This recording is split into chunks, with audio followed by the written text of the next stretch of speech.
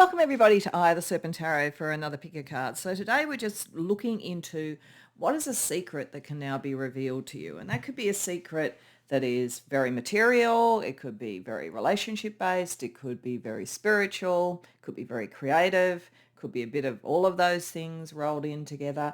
And we are going to particularly also look at, is this a secret that in a sense you reveal to yourself because it has to do with something arising in you from your soul, your spirit, your creativity, your inspiration? Is it something that is to do with one or more specific people, like a secret they may reveal or a secret about them that you may find out? Or is it something that has more to do with major events coming in, a lucky period coming in, a time of change coming in, that kind of thing, or some combination? So we're going to try and really get a sense of what the secret is and its origin and what you need to know about it. And that's about all we really need to say about it because that's fairly obvious what we're talking about here for the reading. So what I decided to do is use 3 different tarot decks because that may help you choose, may give a bit of an indication of the energy around the secret. I also, for each of them, shuffled and asked Spirit for the first major arcana card that I dealt out to be an indication of part of what the secret was about to let you or help you find your reading. Or readings, go to more than one if you want. There's no problem with that. So for pile number 1, we have the Stained Glass Tarot and we have the Death card. So this all will have something to do with change or choice and we'll see as we build the reading out what it's all about. For pile number 2, we have the Windmill Flag Tarot with the Chariot card. So something to do with forward momentum, destiny, those sorts of things. And for pile number 3, we have the Hierophant. So something to do with spiritual beliefs, organizational beliefs, learning, education, could be any of those kind of things. So I'm just throwing a few things in the air. We'll see what else we get because we'll work that out as we go. So when you know what reading or readings you would like to go to, I've got the timestamps in the description box below and I'll see you there. Welcome pile 1 to your reading. So you came to the reading with the Death card and all the cards in this deck are sort of beautiful representations, the archetype, as though they were in a stained glass window. So that's the reason for the particular type of artwork.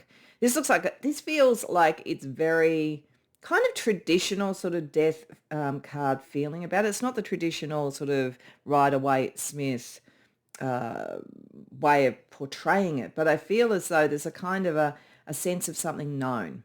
That's what I get, like something known, something that has had its time too. Like the Death card is a choice to transition and change, and that I feel with the skeleton so clear here and seeming to be moving forward, but almost like looking back to sort of like bid farewell to something. That's the sort of sense I get. This secret, whatever this secret is, will make you want to move on from something, I think. And it's also shown here with the 2 cards from the Fata Morgana Oracle. Both of them came up reversed, so the energy around it is in a sense the opposite of the normal archetype here.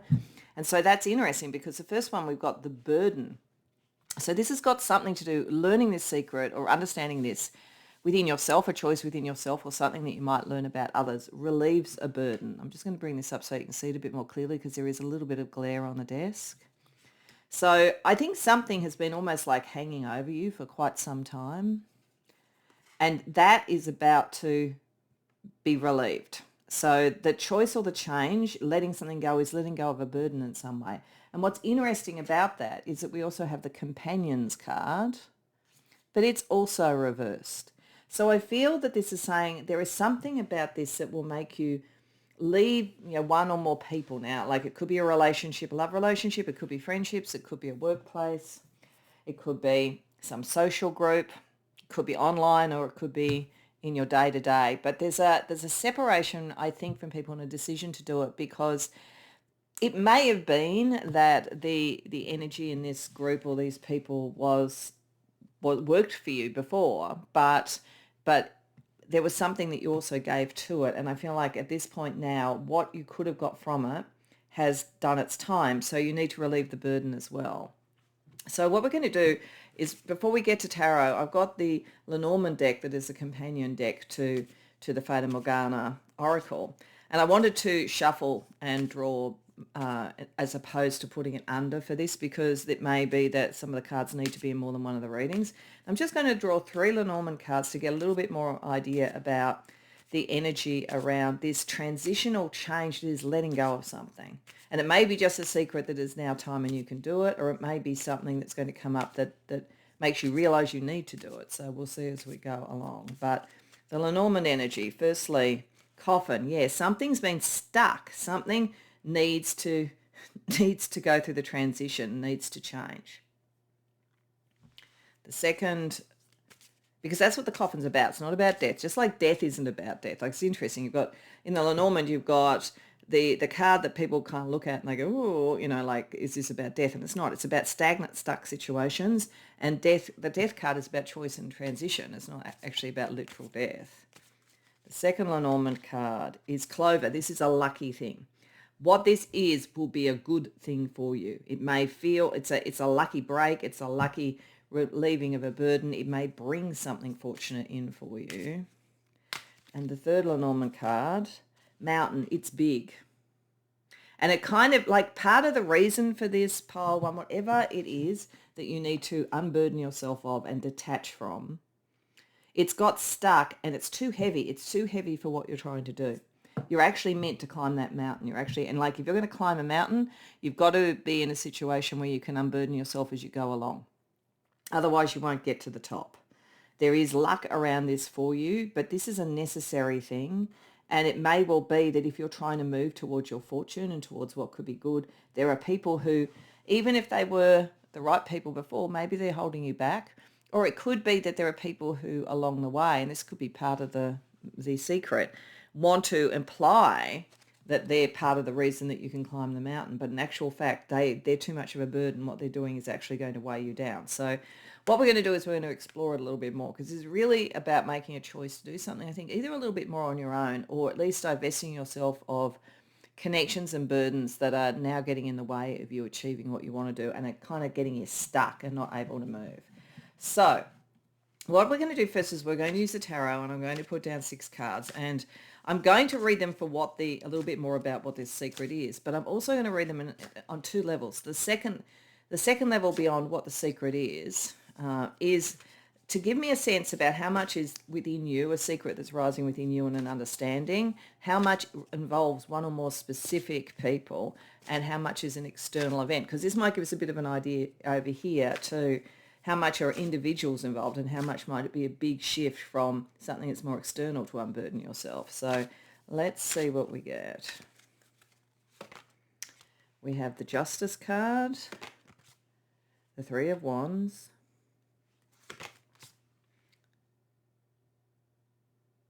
the 5 of Wands and the 3 of Wands. I think I need to get glasses. I was misreading that. 5 of Wands and 3 of Wands, the Fool reversed, the Lovers, and the 9 of Cups. Okay, so the first thing this is telling me, the way that I'm going to do that second part of it first, about what we're talking about, is that in the intention of this, I have that if minor arcana cards come up, not court cards, but the other minor arcana cards, it's some secret energy that you're going to come. It's a revelation that you start to have within yourself. If it's court cards, it involves very specific people, and we'll describe the people. And if it is major arcana, there's external events that are involved in it and part of your life path. So we do not have court cards here. So that's interesting with the Companions reverse. What this tells me is that for the people who've come to this reading, this is a change or a challenge and a shifting, but it's a more macro change. So it would be more likely to be leaving a workplace where there's lots of people and it's more the external thing, or leaving a big spiritual group, rather than leaving a lover or leaving, a couple of friends who've kind of outstayed their welcome or something like that. So we're talking about things that have to do, but it is about how you want to find the right relationship, or how you want to connect with the right people going forward. But I don't feel it's romantic, even though we have the Lovers there and we have Justice, and in some classic readings this could be about marriage. This is not the sense that we're getting with this, because we don't have a court card to give us a sense of another person who's very specific to it. So it's more about lovers, the Lovers card, in the sense of all types of relationships and looking at all types of relationships. What this does say, though, is that as when we look at what are the major arcana things, something, you have almost a second journey to do. The mountain is there. You have a second journey to do. So it would be like you have, let's say, arguably you've gone a certain way in your career, and it's now time for you to sort of go for the next step. And it might be in another organization, or it might just be away from the team that you're in or something like that. You're starting your next phase with knowledge of the first phase. So there's no innocence, or there's not the innocence of the fool around this. This is you know this terrain. You know what you're doing. As a result, you also know where there is fairness and balance in relationships.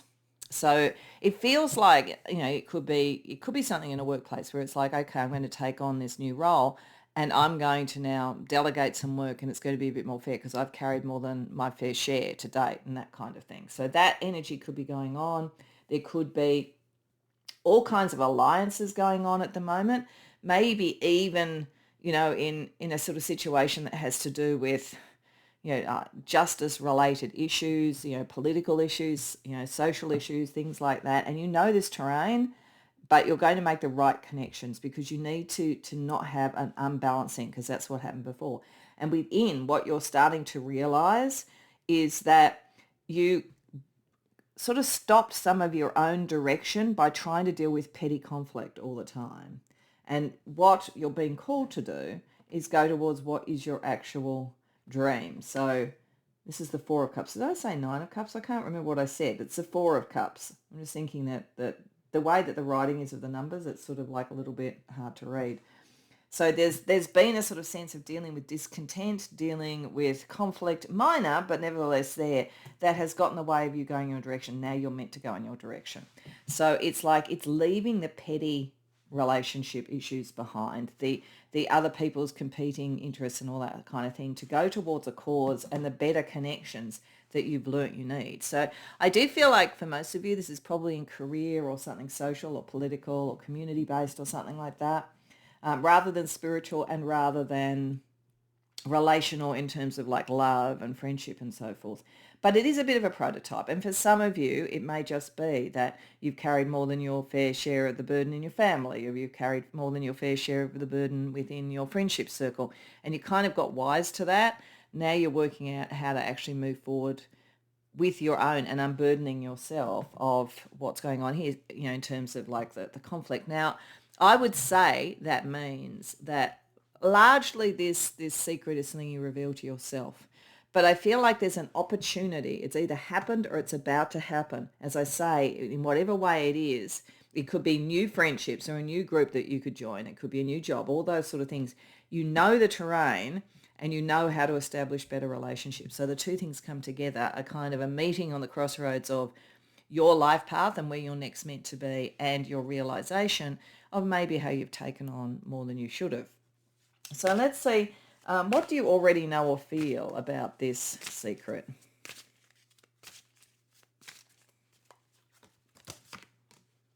The Hanged Man, the Eight of Swords. I look at these very carefully. The Two of Wands reversed, the Ten of Swords reversed, the Page of Swords reversed. Okay. You've got stuck. You've been held up. There is something coming through though. This is saying that whatever there's been a block, that there's external forces that are coming in because it's the right time in your life path to break free. So that's coming through, and we know that. And you'll recognize the dynamics and what you need to do. But you've been stuck. And like you maybe even have done it to yourself to some degree, or you may know when this first comes along that you need to just halt and think about it before you know what to do, because there's a trap with the Eight of Swords to just go from one position where you're kind of unfairly sort of burdened and trapped into another. This is I feel it's very much pointing to a direction that is more yours than in a group, actually. I think that's the other thing about it. It does have connections with people and better connections, but I feel like it's more like you're going from being in a team to being a manager, for instance, in an organization, than just going to another team. This feels, or it could be from going from an organization to running your own business or something like that. This is like, that the trap is in not following your own direction, largely potentially with the Ten of Swords reverse, because you're trying to avoid conflict again. And that there is a certain amount of gaslighting or misinformation operating as well.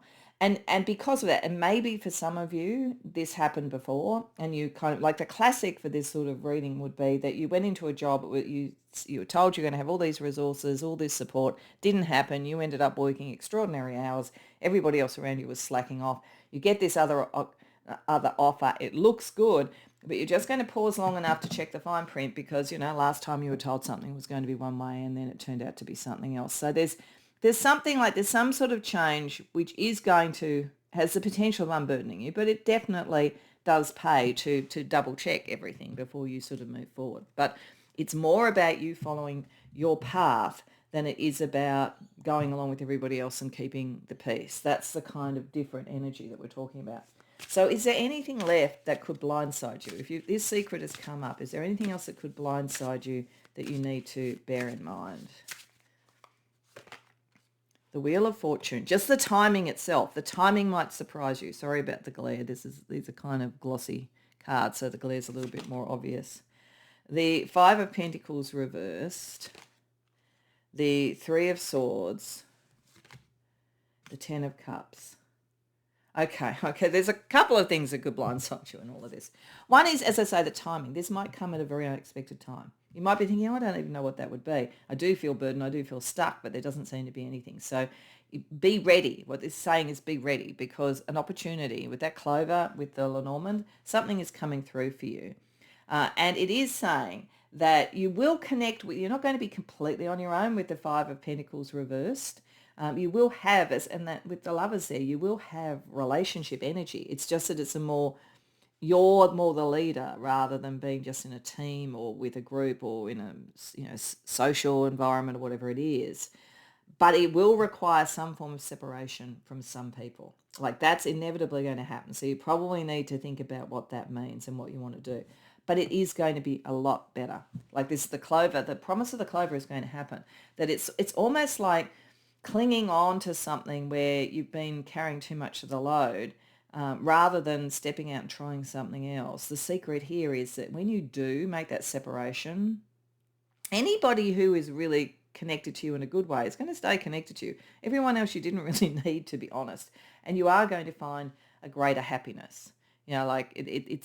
This is towards a greater happiness, but it's a little bit of a, as the Death card often is, it's a little bit of a shock to the system to actually make the change. And it's a big thing. It's going to create big stuff, a legacy, the mountain, a legacy of emotional happiness. But you've got to risk the separation and the actual change process to do it.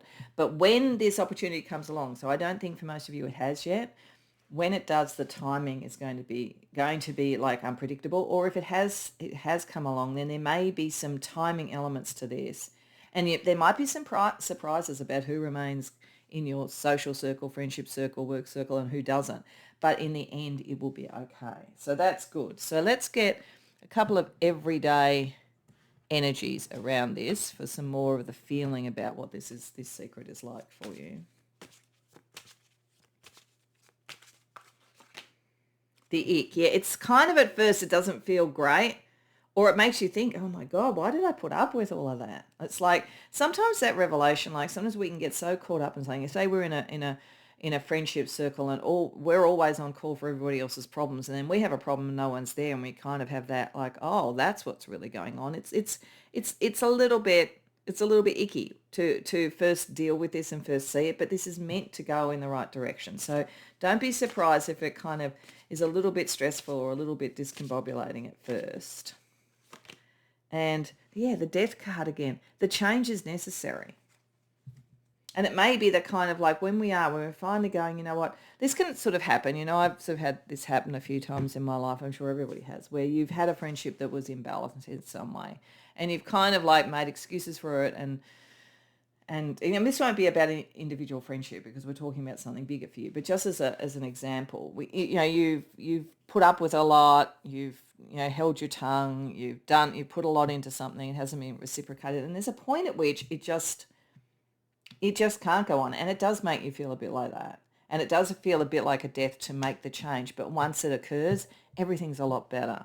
So let's get you a couple of animal spirit guides to help you with that energy. So in dealing with the ick, with the first sort of like shock to the system that this is. And the realization, I think it's much more, it's kind of like, oh, it's just, this doesn't feel great to kind of really see this and realize it and have to act.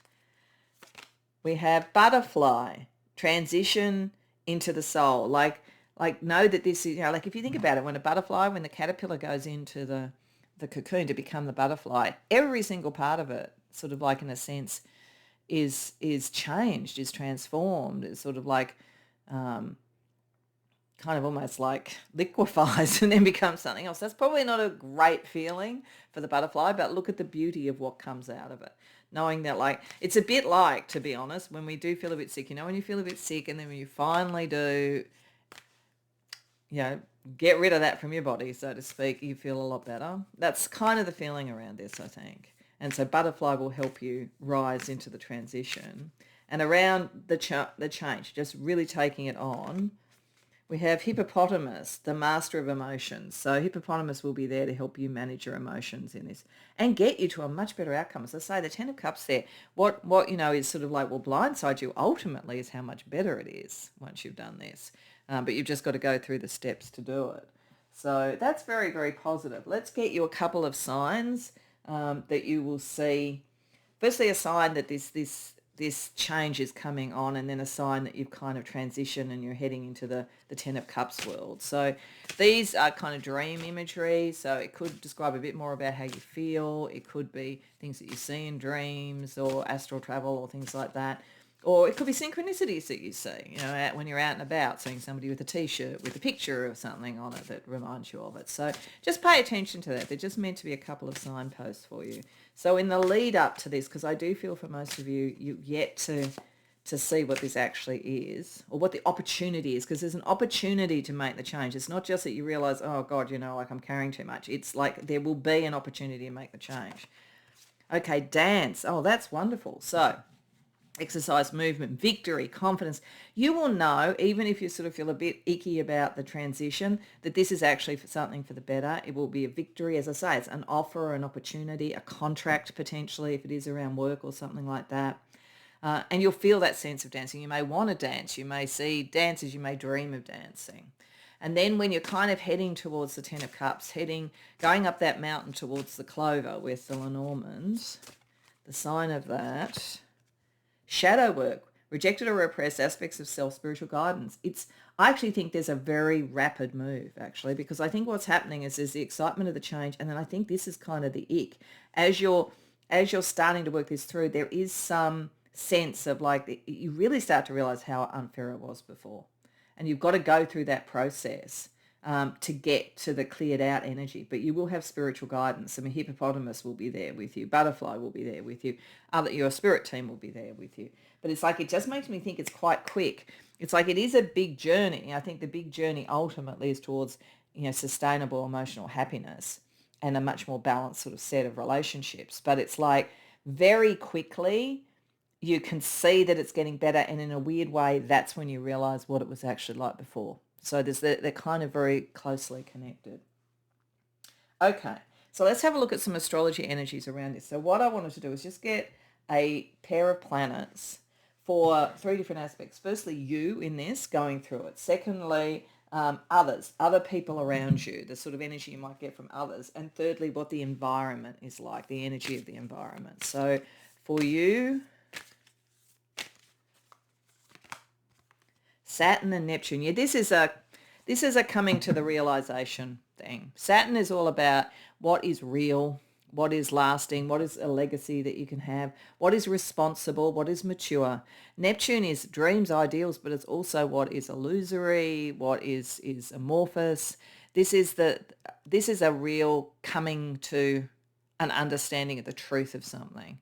And out of that, being able to create the dream. But you can't create the dream until you realize where there's actually a distortion of what is, in place. So it's a big shift that brings you to the ideal, but it also shows you how easy it is for an ideal to be formed, or to form into something that isn't what it was meant to be. So this is a big maturation thing for you. So then when we look at others, the others around, the energy that you might feel from others, particularly those I'd say that you were moving away from. Okay, Venus, Pluto. This is a big transformation. Whatever you're doing, whether it's in work, a social group, family, it does feel like, even though it does have a feel of kind of work or something like that, there's quite an emotional connection operating here. So I think that for some, it transforms how they care about you, see you, and so forth. As I say, some will actually stick with you. Others will not be able to take the change. So I think it comes in, is the Venus operating as love and a warm energy, or is it operating as a kind of narcissistic energy?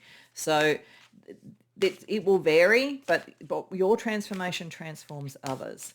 And then the environment, the energy of the environment when all this is happening. Saturn and Chiron, it's to heal. It's to make it better. Like, this is good. This is good, but it'll just feel a bit ugh when it's happening. But once it's done, it will be good. It's a very big, this is why it was so strong with the major arcana, I think, because this is a big thing. Your environment changes as a result of this. Where you live, where you work, the groups that you're in, and where they are, what are the foundations of that. All of that changes, but it is a healing thing. And in fact, may be triggered by something trying to heal. Like, another good example is if you were in a workplace that you were carrying more than your fair share, and the organisation decides it needs to kind of heal, it needs to get more efficient, you may find that you get an opportunity to sort of move up the ladder and be in a different role to do that, because you're recognised as someone who actually is very, very responsible. And it's part of the healing process of the organisation that creates all the rest of the change. So it just depends on what it is, but it is ultimately for healing, and it's a long-term heal. This is not a short-term thing. Okay. So lastly, I just want to end with a blessing, because I didn't know with these secrets whether they were going to be challenging or not. And this is sort of challenging but very positive. But let's see what the long-term blessing for pile 1 is from this secret being revealed.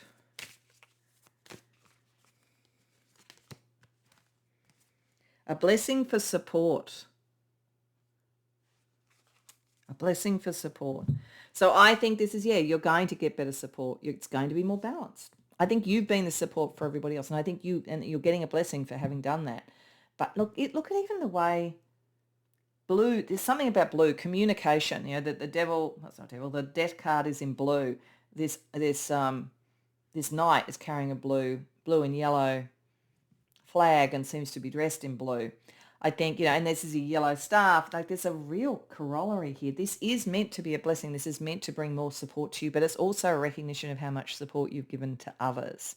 The other thing I feel about this, and only do it if it kind of like clicks for you, but I felt the minute I put that down that for some of you, pile 2 is probably also going to have a kind of related message or something that's also going on, because that feels to me like the Chariot card as well. So that's up to you. Like, don't feel you have to sort of rush off to pile 2 if it doesn't draw you. But for some of you, there might be a second message. So I hope that it is a bit challenging, but gee, it's going to be good, pile 1. So like, don't stress too much about it. I hope you enjoyed the reading. I hope that it resonated for you. If so, please like the video and subscribe. If you care to share in the comments, I'd love to hear. Otherwise, I hope to see you in future readings. Welcome, pile 2, to your reading. So you came to the reading with the Chariot. And as I sort of said briefly in the introduction, the Chariot tends to be things like, can be balancing emotions and the mind, balancing sort of like strong, powerful forces so you can move forward with confidence. But it is kind of about moving forward. It's about momentum. And I always see it as about destiny. And it's interesting because there's a very strong sense of destiny and moving into your own destiny that has to do with this secret with the cards from the Fata Morgana Oracle here. Because like the Chariot itself, this kind of looks to me like a Knights Templar knight or something like that. So I do think there's a spiritual aspect to this. Whether or not it plays out very materially, I still think there's a something very spiritual about this. This is like the divine quest in some way. So I think this is understanding who you are. And I get the sense when I look at echoes of legacy reversed and then divine timing, I feel like this surprise is understanding what is different about you compared to, say, your bloodline, your family line. Doesn't mean that you don't love your family or any of those sort of things, but it feels to me like there is something that goes beyond that, because echoes of legacy, if it was upright, to me that is kind of like I'm kind of getting the sense of the bloodline of what my ancestors have brought forward, but it's reversed. Now, it could be for some of you that, in fact, what that's talking about is the secret is really turning it around and understanding the bloodline. So I think there's either something about your destiny that is connected to your sort of ancestral line. If you feel that strongly, then that's the case. If you felt that you're kind of like, I'm not really sure I was born in this family, not because you don't love them or whatever, but feeling like a stranger in a strange land, then I think it's that you're part of this surprise or part of this secret is starting to understand what your true legacy is from other lifetimes and that kind of thing. But either way, there's something about coming into your destiny, and we have divine timing. Like there's you're going to get signs, you're going to get symbols of this, you're going to have a sense, an inner knowing, and it's going to happen at exactly the time that it was meant to. So, I mean, on a very, very 3D level, for some of you, this may be, depending upon your age, that you're going to realize, actually, I'm at the point where I want to move out of home and I can really start to move forward, and divine timing is working for me because I just got a fabulous job and I can afford to do it. So there's sort of some very 3D things that could be operating here, or it's time to move, like where I've been living, where I've been working, whatever has been good, but it's time to move on, and I know it and I feel it. So there's definitely some very 3D things that could be going on around this. But I do think underneath all of it, with divine timing and with the Chariot card, particularly the way it's portrayed in this deck, it's not the typical two horses or whatever. It just looks to me like a Knights Templar knight. Whether it was meant to be that or not, I don't know, but that's what it looks like to me. I just feel there's a very strong spiritual energy to this. So before we move to the tarot, I also want to get Lenormand, the sister deck, to this deck. And I wanted not to have intuitively chosen having it under the card because I thought it's possible that sometimes the same cards might come up across readings. And I just felt I really wanted to see some of the fortune energy because I see Lenormand very much as a fortune deck that is associated with this secret. So let's see what we get. We'll get 3 cards. Whip. Okay. There is some tension around this. So tension may bring it about, arguments with others, even like it may be that for some of you, if you are moving away from what, your family or, sort of some group that you've been with and you've been established with, there may be some pushback. There may be some people arcing up. It's not an easy thing.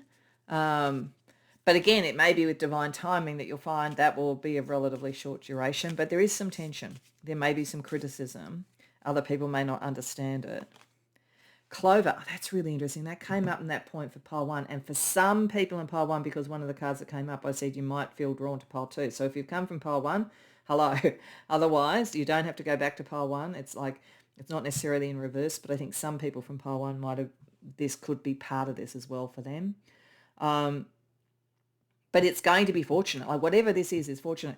Find it really interesting. I mean, this is a very desert-themed set of decks. So the fact that, you've got a clover growing in a desert is because of that. But I always think that, there's an underpinning to the way that decks are designed. And I feel like when we have the whip, it's out of something that feels difficult that something really good happens. And heart. Okay, so for some of you, this could be love coming in. And it could be moving away from, what everybody around you thought you should do in relation to love, or, what your family thought, or moving out for that reason, your family don't approve. Like some people aren't approving of this. It doesn't mean you don't do it because it's really kind of a divinely timed thing. If it's not a love relationship, it's moving towards what makes your heart feel more at ease, what is true to your heart, what is true to you. But it could also be partly, if it is around breaking with family traditions, and as I say, this will either be embracing family traditions that you've realised, maybe even dealing with some ancestral karma that has been difficult so that you can clear that energy. So for some of you, that's what this is about. But otherwise, if it's breaking with family stuff, there may still be a good connection back in the end. So it's going in a good direction. So that we like to see that for a start. Now we want to get a little bit more idea about what this secret is. What are you... what is the destiny and the divine timing about? What is the forward momentum that either links you more to your ancestral line or connects you with maybe your past from other lives and your soul sort of family and that kind of thing? So what we're going to do first is we're going to get 6 cards. Now I'm going to read them 2 ways. The first way I'm going to look at it is to try and work out how much of this is about your internal change, or, is it primarily about that? How much might be about particular individuals, and if so, what are they like, so you can identify them, and how much might be external events in your life or major points on your life path, as opposed to, so something that's externally happening or that kind of has to happen with divine timing in our maturation process. And the way I'm doing that is that minor arcana cards will be you, court cards will be specific other people, major arcana will be, life points, major external energies in interacting with this. So, and then I will just look at what the cards are saying to sort of see a little bit more about the secret. So we have Page of Cups reverse. There's at least one other person associated with this. The Devil, the Six of Pentacles, the Three of Swords, the Lovers, the Tower reversed. Okay, this is there's only one real thing in you that, like, it's your destiny.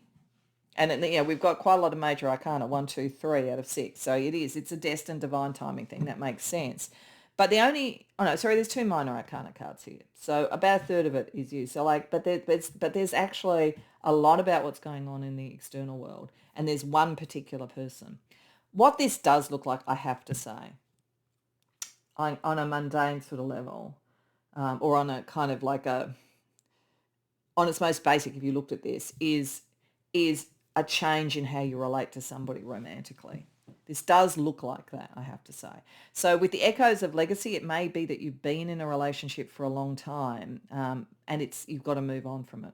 And the timing is coming through, and someone new is coming through, a new choice is coming through. But it could be that it's difficult because there are things that bind you to this. It's binding you to a person. There was love with this person, but this person is I'm going to talk about it as love, and then I'll talk about it as something else. But I do think for a lot of you, this is actually about love. So if some of you have connected from pile 1, then this may be one of the things that you have to process to do what part 1 was talking about. But this person, there was love, but it's maybe didn't mature, or maybe the person was a bit immature with it being a page. And maybe they weren't clear on what they wanted. You know what it kind of looks like? It kind of looks like having gone into a relationship, right to the point potentially of marriage, or at least moving in or something like that, when you were very young, and or the other person was young, and maybe your family approved of it, everybody thought this was good, but it's not. It was for you, your energy with doing that was being generous. It was kind of like your generosity of spirit. It was more that you cared about this person in a generous way than it was really a passion. That's what it kind of looks like. And maybe it was, what your family thought you should do, or your friends thought you should do, or something like that. It kind of happened by your own generosity of spirit. And there was some, emotional connection there, but this person is not that mature. And I think could only go so far for you in terms of this. Is like echoes of legacy. If this is you really starting to realize kind of the connection that you need for your heart, this would not be able to sort of develop fully. It couldn't flourish fully. So it's sort of like, it's not that the person is bad. It's just that you've almost outgrown it. That's what it kind of looks like. And so there is a separation, realizing you have to separate to find someone else. But you're very kind. And it's like with the Tower reverse, you don't have to do it kind of like really bluntly or abruptly. Gradually this can come in. So I think it's sort of like, and this is why divine timing is there. It's like, yes, there's the momentum. And once you have the aha moment that, yeah, you know what, even if I'm going to get pushed back with the whip, I need to go towards what my heart is and draw that in. It's like either you can take a bit of time to lessen some of the conflict around it, and because you are kind and you don't want to hurt the other person, or it could be that you go through that and it takes a little bit of time for the new one to come in, but you need to trust and know that that's coming. So if this is about love, and I think for a lot of you it is, if it's not, if it's about something to do with your destiny compared, I would say, to your bloodline destiny, because that's the other thing here. Your heart is feeling trapped in the energy of this. So you're either going to need to clear sort of karma for this so you can go on and do what you need to do, or you've got to actually say, actually, my destiny lies somewhere else. Like I'm not about this bloodline per se. Because I think some of us are born into very different kind of like spiritual energies compared to ourselves. And there will be reasons that we did it, but it's not kind of like carrying on a bloodline thing. It's more almost the actual difference is the thing that we're meant to see and understand, and they're meant to see and understand. So again, it depends on who has come to this. But you are kind of trapped in it, and it may even be to some degree you're trapped in it financially. You want to move out, you want to disconnect, you want to do all that kind of thing. It's hard to do. But this is saying at the right time, the right connections are going to come up. You don't have to, again, rush, but there is going to be a separation. So it's sort of like this is meant to happen, whether it's a separation on a relationship or whether it's a shift or a change in kind of where your destiny is relative to your bloodline ancestors. I think that's the two things that we could be talking about here. So let's have a look at what you do kind of already realize about this. Then we're going to have a look at what could still blindside you. So you get a bit of advice about that so it doesn't. So what do you already kind of know about this? For you, it's like a suspicions of destiny type of energy, I think. 10 of Pentacles, 5 of Wands. Yeah, you're not... Okay, no, I'll wait and I'll say something in a second. 8 of Pentacles, 3 of Cups, 6 of Wands reverse. All right. This is talking a little bit more about the family bloodline, I have to say, than the love relationship, but I will jump to the love relationship. What you do know that there's conflict with, in a sense, the family legacy, the material legacy that you're born into.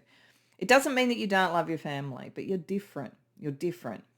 And you're developing the skills to go towards what you want. So it's sort of like you've been aware of this for a long time, but you're waiting for the timing of it. You know you're different. You know you have to develop different skills, do different things. Because in this environment, you're not going to be recognized. You're not going to be recognized. So I think it's just you're biding your time, developing your skills, and you know it. And you know a bit of conflict's going to come. You also know that the more skilled you are, particularly skilled emotionally, I think that there's something here that's sort of saying that one of your talents is actually, because of that kindness that you have, being able to sort of deal with people in a kind and in an emotionally, good way. So you can probably minimize the conflict even that comes out of it. You know how you can do that. But you know that those skills that you have, who you are and everything is never going to be fully recognized, either because you're in some sort of family or group that is competitive with you and it's their ego stuff, or because they can't recognize it because you're so different. And I think that can happen. We can be so different to a group we're with, an organization we're in, a family that we're in, that it's not malefic necessarily. It's not just nasty, narcissistic competition. Sometimes it's just they can't recognize it because it's so different. So I think that could be going on. If this is about love, then I think something else that was long-term has to break up to do it. But again, it's like you have the skills to do it, but you're not being recognized or seen in this relationship for what you're bringing to it. And that's why you're going to need to move on. Okay, what could still potentially blindside you that you need to be aware of? 7 of Swords, Ace of Swords reversed, Strength reversed, the Starr reversed. Okay, I think it's just... there's something, whether it's family, whether it's a relationship you're in, whether it's a group you're in, whatever it is that you're moving away from, there could be a pushback with the whip. The degree of that, it may not be straight out, how dare you kind of energy. It could be quite sort of manipulative with the 7 of Swords and the Ace of Swords reversed. There could be a kind of like a drip feed.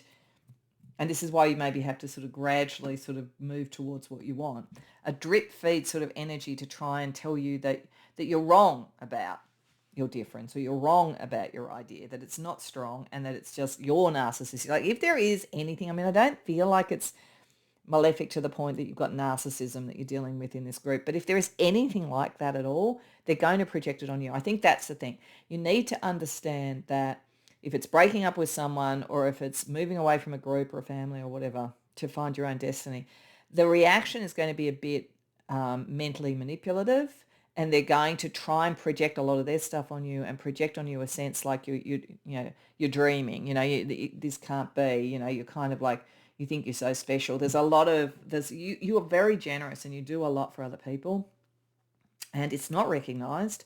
But ironically, because of that, the minute you try to separate out, they're going to tell you you're the selfish one. So I think there is going to be some pushback, but like trust that it's heading in the right direction. That's just mind games. If you know that, then it can't really touch you to any great extent. So let's see on an everyday level a little bit more about the energy that you could be dealing with this. Because there is something spiritual about this as well too. There you have the strength. There is this, you do have the strength. This is a mind game if they tell you that you don't and that you're just kind of conceited or something. So the first everyday energy, the T, yeah, there could be a bit of gossip. They could try and sit down and tell you, you know, like, oh, no, it's all fine, or you're not seeing it the way that it is or whatever. This is also with divine timing. I think with the T, I think of tea leaves as well too. It could be indicating that you have a kind of oracular ability, and so you can sense this coming in. So trust your own spiritual psychic energy, because this felt very spiritual, but it's sort of playing out much more around a decision to pursue your own destiny and move away from a relationship or people who don't want you to fulfill your destiny because it suits them that you're where you are, basically. The other everyday energy, endless scrolling. Okay. Like, I think this is this mind game stuff. You might get a lot of texts, a lot of emails, a lot of communication. Like, I think they almost try and overwhelm you. Like, the energy tries to almost overwhelm you. And if it is a breakup with someone, you're probably going to find that they're going to text you a lot, even after you've done it. So let's see what spirit animals can support you. So around the T, what could be gossipy, what could be manipulative, what could be mind games. We get snake, transmutation of emotions. Yeah, like understanding who the snake is, transmuting that energy, understanding it for what it is. Snake will help you. Snake also sheds its skin, so you can move on. And around the endless scrolling, where I think either you might sort of feel for a while you need to check on what's going and it kind of gets you caught in a bit of a trap for a while, or they're constantly contacting you. The spirit animal that'll help, crab, defense of the inner self. Yeah, so giving you a safe place. Crabs, you know, are safe within their shell, you know, that kind of energy. Might also be a sign, actually, for some of you that somebody who has Cancer strongly in their chart is involved in this. But I think if that's the case, that might be someone who's supportive of you rather than the person who's a problem. So yes, but yeah, and also Cancer is sometimes the family. So it could be you protect yourself within a family if it's not, as I say, your soul bloodline. And I keep saying, doesn't mean it's a bad family, but it's just a different energy. Okay, so let's see some signs. A sign that is where you start to kind of get the sense that this energy is coming through, that the chariot's coming through, and then a sign that you've kind of gone through the change. The secret has been fully revealed. So these could be synchronistic, that you see somewhere in your day-to-day life. They could be things that turn up in dreams. They could be things that connect with song lyrics. Oh, wow. And then I just somehow dropped all the cards. I'm just going to pause for a second. But when that happens, I think it shows the energy that's around it. Okay, back again. So firstly, a sign that the secret is coming up to the surface. You're starting to sort of understand it. Teeth, power, success, ego, sense of control, digestion. What can you stomach? What can't you stomach? Do you feel something in your stomach around all of this? Teeth are interesting too, because, you know, teeth falling out in dreams are often a sign of anxiety and that kind of thing. So I think it's like you're going to really know with the anxiousness and so forth. But what I'm also getting to is that part of the signposting for you around this, if there's going to be tension, is, you know, like literally when you see people smile, you'll know the people that are kind of you're moving towards. But yeah, you may dream about teeth. You may sort of see ads about dentistry, any of those sort of things. It's like, what is your identity? What is your power? That kind of thing. And then when you kind of really are moving towards the divine timing, you've started the momentum of the chariot, you're doing what the secret has revealed for you.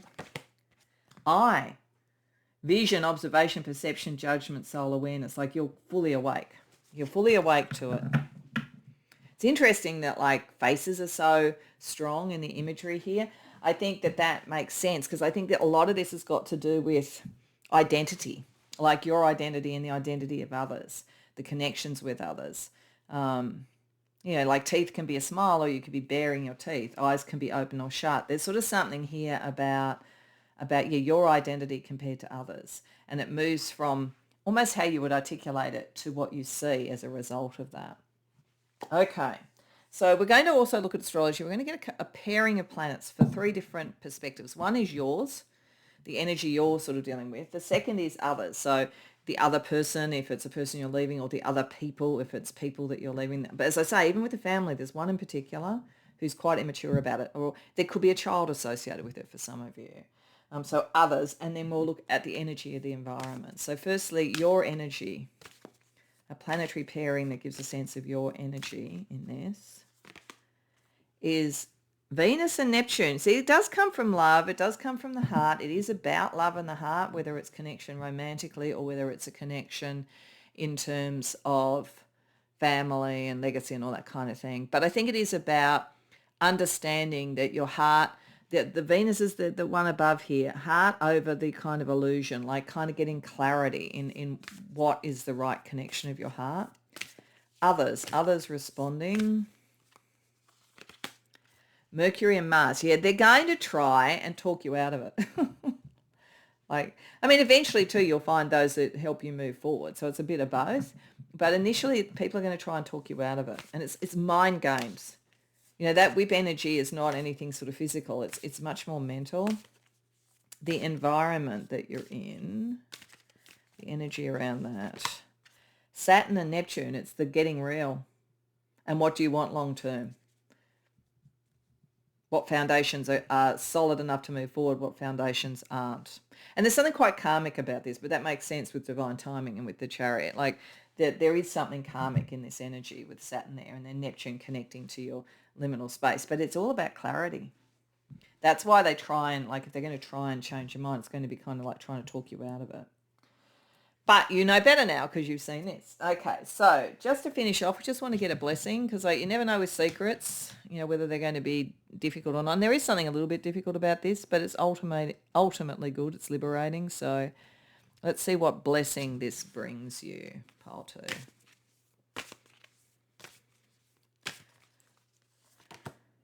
A blessing of the earth. So this is about getting grounded, getting to who you really are, getting to why you're here. And again, what is the legacy and what are the commitments and what are the grounded energies that you should plant and let grow to a tree? What are the ones that are not going to? So I think this is it's all about grounding. It's all about getting real. It's all about finding out what's true. But it's what's true to you. And if it is about a love relationship, it's one that will last, one that really kind of has its place here on earth and will last and is part of the right heritage for you. If it's about finding your destiny, particularly if it's different to the destiny of your family, it's finding your place in the world. So I hope that resonates for you. I hope you enjoyed the reading. If so, please like the video and subscribe. If you care to share in the comments, I'd love to hear. Otherwise, I hope to see you in future readings. Welcome, Pile 3, to your reading. So you came to the reading with the Hierophant. And the Hierophant to me is always got to do with belief. It's got to do, and the traditions of belief. So if this is a spiritual matter, it's sort of like the spiritual traditions that you're connected to, shifting in, whatever it might be. If it's around education, it's learning, higher learning, all of that kind of thing, and coming to a kind of philosophy of your own. If it's organisational, it tends to be those sort of organisations that are either about something like that, like academia or spiritual, religious organisations, or potentially those that have a regulatory function, like a kind of watching over, seeing things to make sure that they are operating in a principled way. So there's a real sense of tradition, a real sense of belief, a real sense of knowledge, a real sense of stewardship associated with this secret that's being revealed. You may be literally graduating, being initiated into some sort of spiritual tradition, or moving up the kind of levels of initiation. You could be taking on a responsible position in that way. You could be becoming a teacher or a spiritual guide to others. There's all sorts of things that could be going on with the Hierophant. What this is saying to me though, and it's very interesting, there is actually across all 3 of these readings a similar energy. So I think that the reason that is that I'm filming these just as we're coming up to Pluto moving from Capricorn to Aquarius, and one should not underestimate the significance of that because Pluto hangs around in a sign for about 16 to 18 years, for a very long period of time. And it's a major transformative energy. So moving from Capricorn, which is all the worldly powers and so forth, to Aquarius, which is more, what is your spiritual connections, what are your transpersonal connections, and what does technology, information, understanding mean for the world, as opposed to the old hierarchies.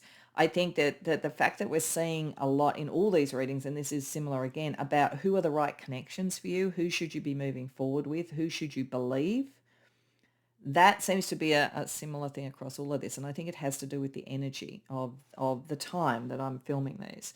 Now, this is, of course, a timeless reading. So, like, if you see this 5 years from when it was done, that's fine. It means there's similar energies operating for you personally at the moment. But I think that's why there's a kind of similarity in a way.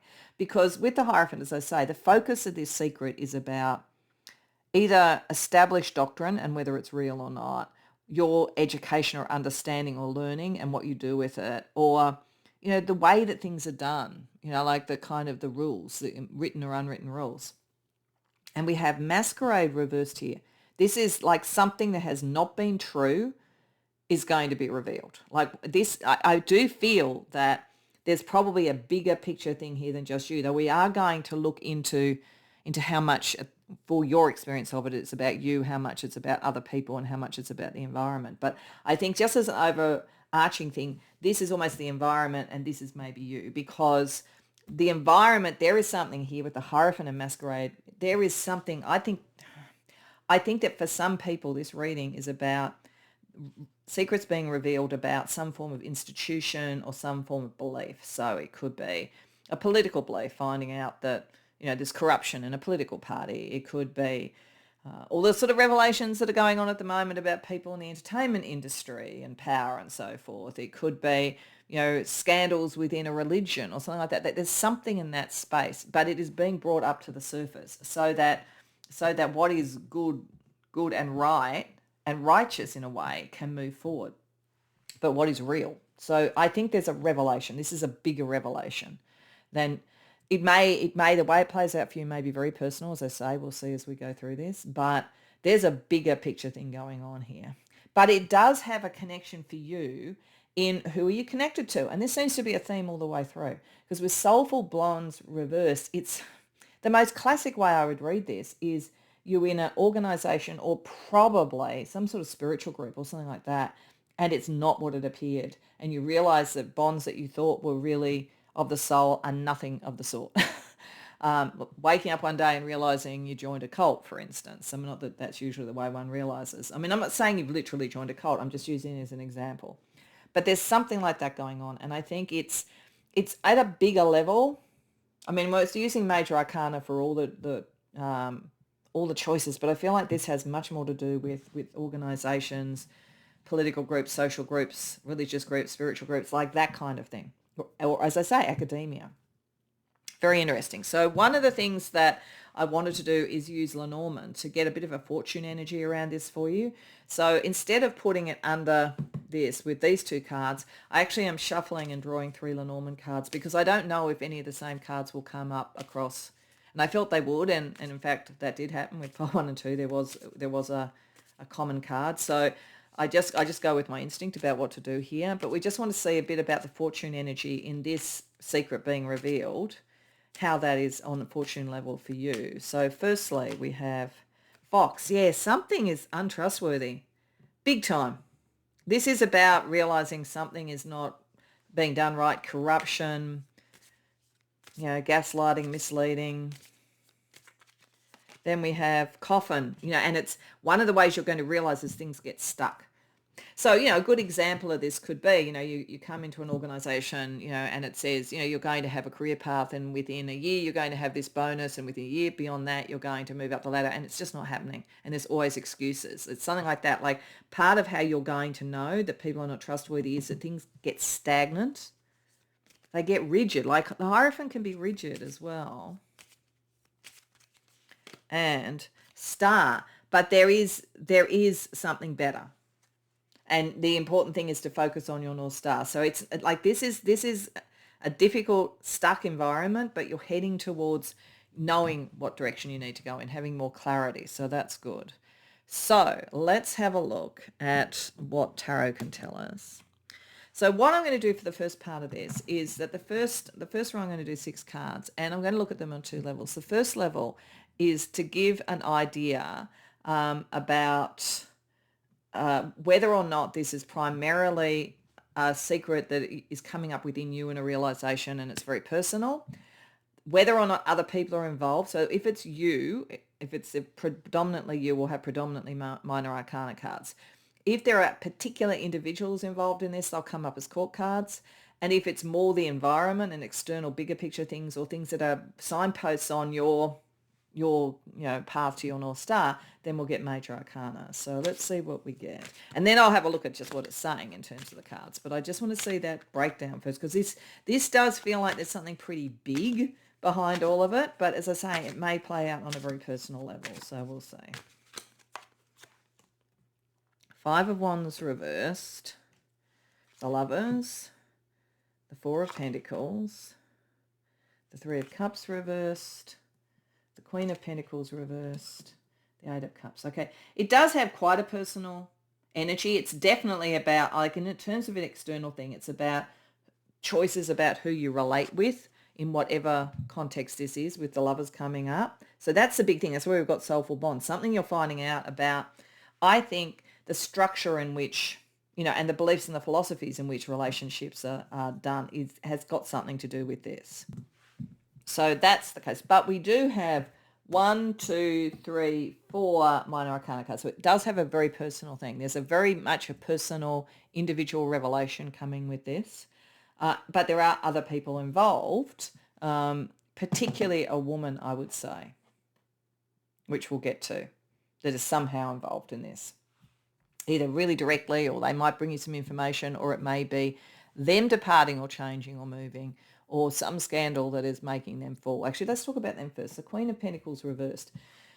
This could be, if this was in a group and you're realizing that something is not right, say spiritually, this could be someone who is portrayed as a faithless person who has left, and them doing that actually brings to the way that they're seen and talked about, for instance, is something that lets you understand something's wrong within this group or this energy. So it could be that, or it could be someone who you realize is not, who talks the talk but doesn't walk the walk, is not committed to it. So it's going to depend on who comes to this reading. But there's either a woman who has been badly spoken about when they left a tradition or left the group or left something like that, and it's making you question whether, in fact, this group is what you thought it was, or it's someone who is in fact the epitome of what is wrong in this group. So it's going to depend upon that. But it feels like a woman. It feels like there's a very material side. This could be an earth sign woman, but not, either just cannot walk the talk at all, just is faithless on that level, or is being portrayed that way. For you, and this is about working out what the right connections are and that kind of an awareness, you've kind of been there because you got a certain way with this. So in an organization, in a spiritual group or whatever, you had established certain things. And one of the things that's made it hard for you to really look at what's going on is because, like, are you going to lose everything if you do it? So it could be in a workplace. Do I lose everything if I leave this workplace? And you're worried about, like, that what you've achieved no longer seems like something you would want to celebrate. You don't want conflict. And you don't really want to go. So I think that the thing about this is it's not easy. But it's stuck. Like, you have got so far, so it's almost like a sunk cost. I don't think this is about a romantic relationship at all. I think this is about, like, spiritual group, a workplace, say political group. And, like, I think it's like, wow, I got a certain way, but now I'm not really feeling it can move any further, but I don't want the conflict. And where do I go? What do I do? It may be, if this person has moved on, you eventually move on because of that, because you feel it's the only one where you really have a connection. It has a lot of a feeling to me, and this is going to be only the case for some people, but like of something like a political party, where you've got a certain way in a political party, you've established yourself, and then you realize it's just not what it's rhetoric is one thing and its actions are another. But, like, where do you leave? You don't really want to go to the other political party because that doesn't look much better. And there's something like that going on. But remember, it is going to work out for the best, But a lot of it has to, this is where you've got to go back. What is your belief structure tell you? Where is there the dissonance? Because there will be a dissonance. Or if you believe what they're saying, but they're not doing it, is there a way that you can move on and create it yourself? That's the sort of challenge that's here. So, and it is hitting you on a very personal level, but it's other people, another person that's triggered some of this realization in one way or the other. And it is all about you connecting to the right people rather than the wrong people. So let's see what you do already know about this.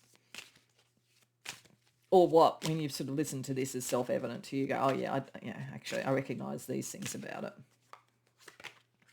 Two of Swords, Queen of Cups, Two of Pentacles reversed. Okay. Four of Wands reversed. Seven of Swords. Okay.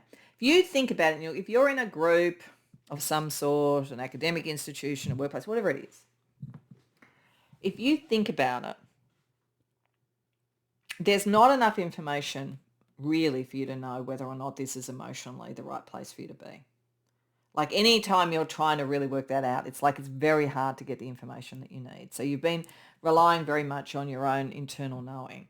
But every time you try and get a material understanding about the difference between the philosophy that's spoken and what is actually done, it's like it's blocked. You can't see it. And in fact, that causes dissension. You're realistic about this. You know it. So again, if this was a political party, it's like it's very much a hegemony. Everybody has to agree. You're not meant to ask questions, and you're not meant to look at the long-term outcome of anything. And if you don't do that, you're not seen as being sort of emotionally authentic. Like it's all about the emotions kind of in this place. But that's almost a way of not talking about or not allowing discussion. So I'm just giving you as an example. If it's in an academic environment, which it could be with the Hierophant, it's like you're only given a certain amount of information to then regurgitate back to a professor or a lecturer or whatever. And you can't say too much about what you really see. Otherwise, you're not going to be sort of like kind of inculcated into the group, into academia or whatever. So it's just whatever it is. I'm just giving some examples. You know that you don't have enough information. You have to go on gut instinct. Every time you try and make a material decision or work out the material outcome of something, there's pushback. So you know this. You know this about this environment. So, okay, so what could blindside you if you're kind of like deciding, either can I change it, because you might be wanting to change it by drawing in other people. And you may know here, this could be another person too, somebody you could draw in, or you could want to move on. But what could blindside you heading towards the Starr that we saw? The Tower, big changes. Three of Pentacles reversed. Ten of Cups reversed. The World reversed. Wow, okay. I do think of all the readings that I've done in this set, this is one that's very much tied into the big ticket stuff, as I said at the beginning, that's going on with Pluto. So I do think this is probably attracting people who are, in political situations, spiritual situations, social situations. This is big. Some big change is coming. I think the main thing is to know that's happening. And it's like a revelation has to occur. Like I said at the beginning, it could be, like sort of revelations we're starting to see around, I don't know, the entertainment industry or whatever. That's coming. Nothing can stop what's coming. Like that's number one. And that could blindside you if you don't realize that's the case. That's why it's kind of important to have come to this reading and start to look at the difference between the rhetoric of where you are and the actuality. It is all about, is it righteous and justified and what it says, or is it full of lies and corruption? Because there's something like that going on. And like, how do you know who the right connections are? But some big revelations are coming with this. And they will have a huge impact on this group of people. Like nobody's loyal to each other in this group. There's no love lost within this group. But the thing is that they're held together at the moment, and you're held into it by feeling that there's unfinished business. Like you can't just walk away. Now, I think for you probably can, to be honest. But there is just this whole, we're in this together and we have to fight the good fight or whatever it is. But it's like more and more is going to be revealed in this situation. And more sort of dissension is going to be there. But it has to happen because it's stuck at the moment. It's not being honest. To get back onto its path, whatever this group is, whether it's a spiritual group, a political group, a workplace, it has the potential to reveal this and clear it out and get back on path and then be able to finish what it was meant to do originally, or it will fall apart. But you just need to understand that, if you feel that it can, that there's enough people, the right connections, and that you can do this, do it. But if it's just basically a whole bunch of people who are held together almost by a mutual dislike or a mutual competitiveness or something, then it's a very, very strong call to move on. So as I said, all of these readings have been kind of about moving on, but this is really big, this one. So, okay. Let's see what it means on a kind of everyday level. I'll get a couple of cards for some of the energy around it.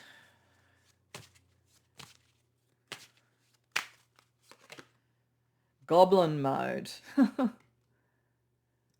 Like, that kind of looks like gathering everything together. You know, like we had the Four of Pentacles. I think it's kind of like gathering things together and giving yourself a bit of time out's okay. But if that's all you do, then you just stay stuck. I think the Goblin mode is a bit like this Four of Pentacles. It's like, be aware that in a situation like this, you just might hunker down with what you have and try and protect it. But it's a bigger change to bring you out your star energy that's necessary. Or others might be doing this. Everybody just might be out for themselves. People might check out. If it's in a workplace, I talk about quiet quitting, where people just kind of like only do the bare minimum or hardly do anything. There could be that sort of energy going on. And fear of missing out. Okay, so this is, I do think for you, there's something in this where you have a certain investment in this. And if you walked away from it, you think, well, am I going to walk away just when it sorts itself out and then I miss out? But I think you need to understand that massive change has to happen around this for it to return on its investment. So you just need to be aware of not getting stuck with thinking, oh, I don't want a sunk cost. So let's get you a couple of spirit animal familiars to help you. So around the goblin mode, turtle, wise stability. Okay, I think that's the point. Wise stability. Stability will only happen if there is enough within this situation of really trying to do the right thing, of being what it says, and that the rest of this is just an infiltration of people who aren't there and that they could clear out. If that's the case, then wisdom would be to sit still, wait for that to occur, and look at stability but not get too involved in it. But if that isn't the case, if you really realize that this is like rhetoric and nothing else, then the wisdom is that stability doesn't come about in a situation like that. So it's sort of like the turtle here. It's almost like flying away. So it's kind of like, is it there or do you fly away? So it's a choice. You need to work that out. The truth is coming to the surface. It's like, what is the degree of change? There's a lot of change going on. And then the fear of missing out. Armadillo, self-protection mode. Yeah, I think it's just to be a bit gentle with yourself and understand in a situation like this, you are going to be thinking self-protection. It's protection of and it's a kind of a balance here. Like on one level, self-protection is to kind of like protect your investment. You know, if you feel like I've put a lot into this and I don't want to miss out on the return finally. It'd be like, you're in some sort of stocks or something like that in the financial markets and you think, do I sell now because things are going down? Oh, but if I sell now, what if it suddenly jumps up after that? It's that kind of thing, like trying to get a balance. I'm not saying this is about the stock market. I don't think it is, but it's just as an example. So one side of it is just knowing that the fear of missing out could feel like self-protection, but it just might get you stuck. On the other hand, if you feel you can protect yourself in this situation and wait it out, it might be saying that armadillo will help you with that. Okay, so let's see a couple of signs, sort of like synchronistic signs.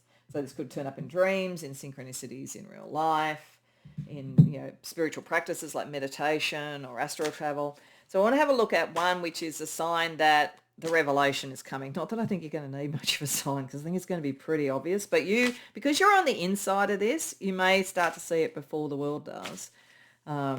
So we'll look at that and then we'll have a look at what happens once you sort of kind of heading towards the star, when you've made the right decision, whatever that is for you in this situation. So firstly, as it's emerging, glass. Sensitivity, fragility, vulnerability, transparency. Yeah, things are coming to the surface. Things can't be hidden anymore. And there could be still some beauty in it, the way that this is done, but it's like, how is the beauty protected when all of this is coming out? So it could be something that has at its core a very beautiful message or aim, but it's like the kind of the corruption has to come up and be visible so that that can be cleared out. But like, yeah, a sense of vulnerability, I think, and that things are going to be seen. I think that's going to be an energy. And, you may see beautiful glass work. You might dream about it, that kind of thing. The interesting thing about this is it's protected, and this feels protected. So I think it is also, you'll know that your inner beauty is protected in all of this. And when you're heading towards the Starr energy and the Lenormand, table, family, community, prosperity, respect, strategy, taking action. You're taking the action to get a seat at the table, to shift things if it's possible within, or to find the right table to have a seat at, the right group to be in, that kind of thing. It's interesting. I feel very much this filigree sort of energy. I think armadillo is having a lot to do with it, really protecting you, both in seeing what this is and then finding your place. So ultimately this is going to be good, but it's big. Whatever it is big. So let's see the astrology energies. This will be interesting. So we're looking at a pair of planets. Firstly, for the energy of you going through this. Secondly, other people around it. And thirdly, the environment itself. So your energy going through all of this. Mars and Chiron. You kind of know action has to be taken to heal the situation, heal it for yourself. And it's often like Chiron, like healing is not easy, we have to like take our medicine or whatever it might be. So I think it's, that action is the way to heal this, whether it's action to move away or action to change something. You kind of go well with the Tower energy, but I think a lot of other people around you are not going to go well with that. But I think you'll be okay on that level. Others. Sun and Mars, yeah, a lot of infighting, a lot of ego, a lot of what's my ambition compared to anything else. At its best, some may rise towards what was originally the thing and take the action that's necessary, but there's going to be a lot of conflict, a lot of backbiting and everything. I don't know that a lot of it will be directed at you personally. I think it's much more within the sort of fabric of this, of those that are the kind of corruption of the energy. But yeah, others are going to be very, very combative. What's the environment like? Sun and Uranus. Yeah, change has to happen. Uranus is very Tower energy. To get back on the right life path, if this group or whatever it is has any chance of, kind of moving forward, it has to have major change. And it brings things to the light. Like this is so a revelation. It's not just a secret being revealed. This is a revelation about a group or a belief structure or, as I say, a political party or a social group or something. And it can't be stopped. It has to, for the best possible outcome, it has to occur and it has to be seen. Wow. Okay. So that's pretty full on. So what I wanted to finish with was actually a blessing. So this is a blessing for you in the midst of all of this. Even though I do think for you, this is going to bring you to your North Star. And it's going to get things unstuck. So I think it's going to be good for you, but it may be may make you feel a bit vulnerable and make you think, oh, do I have to go back to start again? Like I got so far with this and now it's all falling apart. But it's not you, and you need to move on, I think, at the right time to find the right seat at the right table. So the blessing for you out of all of this is a blessing on your sleep. Okay, there's a double message to that. So the first message is that in the midst of all of this, a blessing is being brought to you by your spirit team and so forth, for you not to be sort of like laying awake sleepless nights, to know that this is going to work out, to know here with the owl that you'll have the wisdom to deal with this. And as I say, the feeling that I have a bit that you are protected in all of it, you're kind of in the midst of it, but you're not the central point of it, which gives you the possibility of moving away from it with less fallout than others. You're certainly not part of the corruption, that's for sure. The other thing too is I think it very much says that you will get a lot of downloads and support from your spirit team at night in your dreams or in astral travel. So pay attention to those sort of things. There is much watching over you because you are on the side of the angels, but there's something about the situation that you're in. So you're very protected, and that's wonderful. But there's a lot going on around you, and it can't be stopped. You just have to work out the time to move on, I would say. and how to kind of like stay a little bit separate from it and just observe it in the meantime.